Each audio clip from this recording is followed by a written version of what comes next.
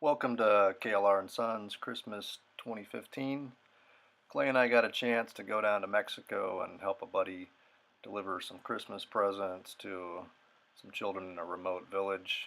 He does it every year for the last couple of years. As you saw there, my bike was locked away in Hermosillo. The stator wasn't charging the battery and it's still leaking oil. So we only had Clay's bike there. Just some beautiful country as we're heading out to a small town where we could rent some burros in order to carry the packages. A really good group of guys and a great time with my son. Riding up on Clay's bike here where we got the burros. Eat your heart out, Uncle Doug. Those are real Mexican burros and the pig there in the middle. Guys loaded up the burros. Clay and I were getting the KLR ready to go. Clay rode her the first day. I don't know why he wouldn't let me ride his bike, but he rode all the way the first day and was having a good time. Started off on some double track there. Pretty easy stuff. Got to the first river crossing, which is a nice wide section, but fairly shallow with mossy rocks, so pretty slippery stuff. Didn't want the bike to go all the way down on its side on a long trip like that, so we walked her across pretty easily. Clay got nice and wet. Clay got a lot of experience on this trip riding on just really rocky riverbed for kilometer after kilometer. Some deep sand. He was doing well most of the day. Got into some technical stuff. Most of it was at nighttime, which the GoPro doesn't do very well. And we didn't do very well either. We had a lot of guys there to help us out. We'll get back to that later.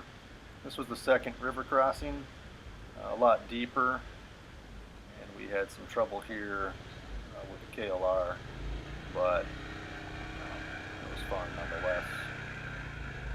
On the far side, it was pretty muddy, and with throttle, that back end just went right into the mud, and back end was almost completely underwater for a little bit. Wasn't to Clay's liking, but the bike did fine. Someone was nice enough to take my GoPro across on the mule. As you can see, the sun was setting here, and we had a long ways yet to go. Clay was ready to camp right about then, but we had to get to the village and deliver these Christmas packages. And we did much later that night and delivered those. This is the next day. We didn't have the bike. We had to stash that about 3/4 of the way down the trail. It just got too technical and too dark for us, and the burros were kind enough to carry our stuff as well, including Clay's motocross boots. As we saw the rest of the trail in the daylight, we were really thankful that we didn't try to take the bike. Just the wide angle of the GoPro doesn't do this justice. It's just not big bike friendly. I really don't think, unless you got some skills on a trials bike, you're probably not going to get over some of this stuff. It's just too narrow, or the engine would just get torn up. And even with the extra help and the guys, I don't know that we'd have gotten the bike over some of the stuff. One of my Mexican buddies wanted me to get on this burro here, and I thought, hey, with the GoPro, let's do it. Unbeknownst to me, he knows it bucks, so I get on this thing, and he gets going. I'm holding onto the GoPro in a bag, and he pushes me off the back end. Unfortunately, one of those hooves caught me in the man fun, and if it wasn't for all those guys watching me, I'd have been doubled over right about then.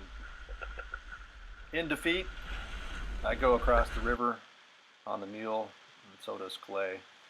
We're heading back to where we stashed his bike. As we get closer, about a kilometer before the bike, we are more and more convinced that we did the right thing in leaving the bike where it was. It just was intense as far as the technical aspects. And the side there is pretty much straight down. Would not have been fun to pull that bike back up the side. Fun to hike, hard to hike, but real beautiful scenery. We get back to where we stashed Clay's bike, and just like the local guys told us time and time again, she'd be fine. Nobody would mess with her, and she was. It was my turn to take the technical section back to the river areas, and I got to do it in the daylight. Remember, Clay did this at nighttime, and we were stopping quite often to have help like here. But Clay did it in the dark, and it was a beast, to say the least.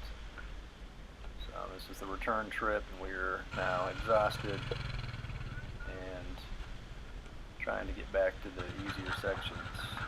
I convinced Clay to let me take the first river crossing, and he lets me, but he won't let me go by myself. As you see, that was a good idea, since I would have laid it down right there on the moss. Pretty slippery stuff. Clay took her the rest of the way home and rode lots and lots of that dry riverbed and sand. And we're back to the deep river crossing that we had trouble with the day before. This time we don't take any chances wanting to get this bike all the way home.